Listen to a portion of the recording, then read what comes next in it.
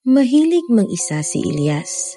Sa tuwing mabigat ang mundo, umaakyat siya ng bundok at doon niya hinahanap ang katahimikan na hindi niya makita sa syudad. Isang weekend, nagpasya siyang mag-hike sa isang kagubatang bihira ng puntahan ng mga tao. Sabi nga ng mga lokal, madali raw maligaw doon, pero hindi siya natakot kasi sanay naman siya. Maayos ang simula ng kanyang hike. Maliwanag ang araw, malinaw ang trail, at buo ang signal ng cellphone. Nakuhanan pa niya ng litrato ang makakapal na puno at ang sinag ng araw na sumisilip sa pagitan ng mga dahon.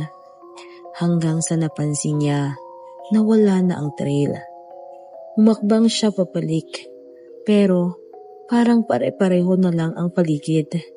Ang mga puno na tila naglipatan at ang hangin biglang tumahimik. Tinawagan niya ang kaibigan niya, ngunit walang signal. Ang GPS naman, umiikot lang. Nagpatuloy siyang maglakad, umaasang may makikitang sapa o daan.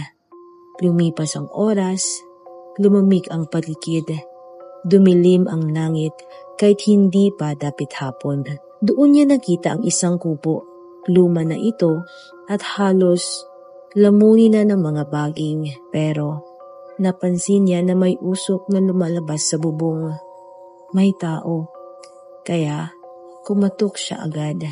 At agad namang bumukas ang pinto at tumambad ang isang matandang lalaki. Maputi ang buhok nito at mabigat ang titik sa kanya. "Matagal ka na naming hinihintay," sabi ng matanda. Napakunot ang noo ni Elias. Ano po? Naliligaw nga po ako at nais ko sanang humingi ng direksyon. Maaari mo bang ituro po niyo sa akin? Tumango lang ang matanda. "Pwede kang magpahinga muna. Hindi ka makakaalis dito hanggat hindi pa handa ang kagubatan." Nanginig si Elias. "Anong ibig niyo pong sabihin?" Ngumiti lang ang matanda. "Hindi lahat ng pumapasok dito ay pinapayagang lumabas kaagad." Kinagabihan, pinatulog siya sa kubo. Sa gitna ng gabi, nagising siya sa mga bulong. Mga titig na hindi niya makita. Mga yakpak sa labas ng pinto at parang may nagmamasid sa kanya. Kinabukasan, pilit siyang umalis. Ngunit kahit saan siya magtungo, bumabalik siya sa kubo. Sa ikatlong araw, nangihina na siya. Gutom na gutom, uhaw na uhaw, at sobrang pagod na pagod.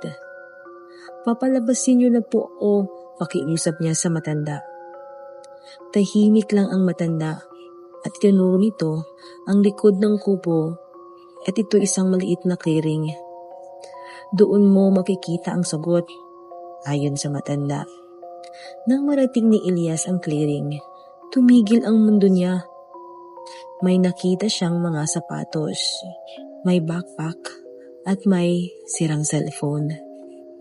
At ang lahat ng iyon ay kamukha ng mga gamit niya. At sa gitna, may napansin din siyang isang krus na kahoy. May nakasulat na pangalan doon at bigla siyang natigilan. Kasi ang pangalan na nakasulat doon ay ang pangalang Elias. May nakita rin siyang petsa doon at ang petsa na yon ay 3 araw na ang nakalipas.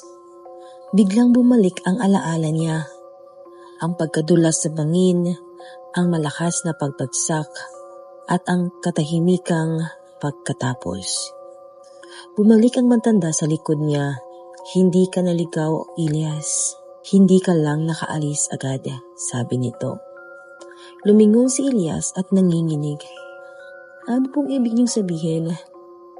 "Matagal ka ng patay, Elias," sagot ng matanda. "At ang kagubatan, tinutulungan ka lang tanggapin iyon." Dahan-dahang naglaho ang mga puno at lumiwanag ang paligid. At sa huling sandali, narinig ni Elias ang sarili niyang tinig. Hindi lahat ng nawawala ay naghahanap ng daan. Minsan, hinahanda lang sila magpaalam. At doon, tuluyang natahimik ang kagubatan. At dyan po nagtatapos ang isang kwento ng isang lalaking pumasok sa kagubatan upang maghanap ng katahimikan, ngunit ang natagpuan niya ay isang katotohanang hindi na niya kailanman naiuwi. Maraming salamat sa panonood, hanggang sa muli.